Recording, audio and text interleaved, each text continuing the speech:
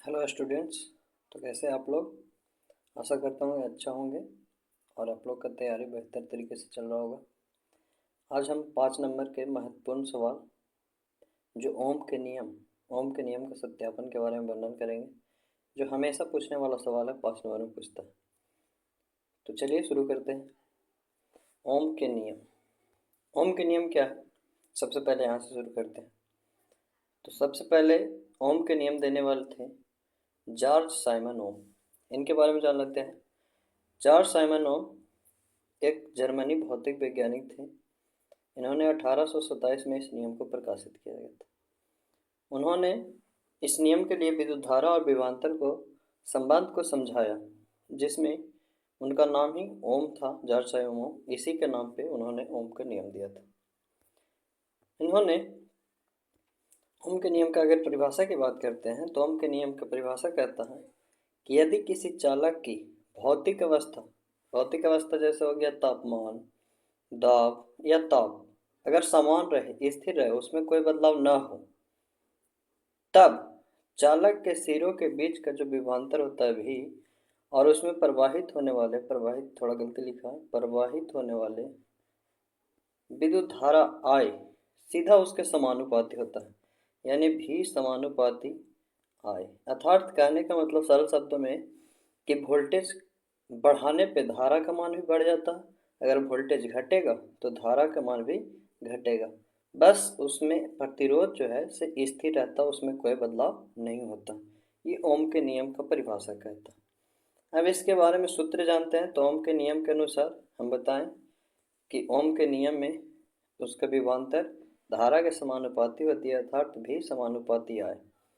समानुपाती का चिन्ह एक नियतांक आर वैल्यू से हटा दिया जाता है, तो भी बराबर आई गुने आर होता है। आर एक नियतांक वैल्यू है जो हमेशा स्थिर रहता है, उसमें कोई परिवर्तन नहीं होता। तो भी बराबर आई आर। तो इससे 3 फार्मूला ज्ञात करें। वोल्टेज के लिए भी बराबर आई आर, आई निकालेंगे तो भी बट्टा आर, और आर निकालेंगे तो भी बट्टा आई। इससे 3 फार्मूले बनते हैं। अगर इसकी व्याख्या कर देते हैं तो भी क्या है? तो भी है विभवांतर यथार्थ वोल्टेज, जो दो बिंदुओं के बीच विद्युत क्षमता के अंतर बताता है और आवेश प्रवाहित करने के लिए दबाव डालता है, उसी को विभवांतर कहते हैं। इसका इकाई होता है यूनिट वोल्ट।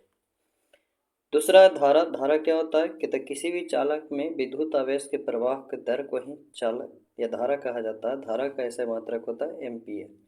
और रेजिस्टेंस यानी प्रतिरोध किसी भी चालक का वह गुण होता है जो उसमें प्रवाहित होने वाली धारा का विरोध यानी रुकावट करता है, तो ये धारा होती है। इसका ऐसा ही मात्रक ओम होता है। ओम का साइन इस तरह से किया जाता है। नेक्स्ट प्रतिरोध। इसमें प्रतिरोध का गुण है, तो प्रतिरोध क्या होता है, जरा प्रतिरोध के बारे में जान लेते हैं। तो प्रतिरोध किसी भी पदार्थ का वह गुण होता है जो उसमें प्रवाहित होने वाली विद्युत धारा का विरोध करता है या धारा प्रवाह में रुकावट डालता है, तो प्रतिरोध होता है। अर्थात 1 ओम जो उसका विभवांतर है, 1 ओम में 1 वोल्ट बटा 1 विद्युत धारा 1 एम्पीयर, इसे प्रतिरोध कहा जाता है। ग्राफ से समझते हैं, जो 5 नंबर में सीध करला देता है। ग्राफ क्या कहता है इसका? ओम के नियम के अनुसार विभवांतर भी और धारा के बीच ग्राफ हमेशा एक स्ट्रेट लाइन होती है, सीधी। देख सकते हैं आप लोग। यह सीधी रेखा दर्शाती है कि धारा बढ़ने पे वोल्टेज बढ़ता है, अगर धारा का मान घटती है तो वोल्टेज भी घटता है, यानी भी प्रोपोर्शनल डायरेक्ट प्रोपोर्शनल आए। विभवांतर बढ़े से धारा बढ़ेगी और विभवांतर घटने पर धारा बढ़ेगी। तो ये स्लोप यानी कि स्ट्रेट लाइन हमेशा सीधी रहती है, जो ओम के नियम के विद्युत धारा और विभवांतर को दिखाती है। अब इसका सत्यापन। तो इसके लिए सत्यापन के लिए आवश्यक उपकरण बैटरी, एक धारा मापने के लिए एमीटर, वोल्ट मीटर विभवांतर के लिए, और एक प्रतिरोधक तार और स्विच। प्रक्रिया है चित्र अनुसार जोड़ देंगे। जब धारा को ऑन करते हैं तो विभवांतर का मान उसको नोट करेंगे कि जब धारा का मान बढ़ती है तो विभवांतर भी बढ़ जाता है, धारा के मान घटती है तो विभवांतर का मान भी घट जाता है।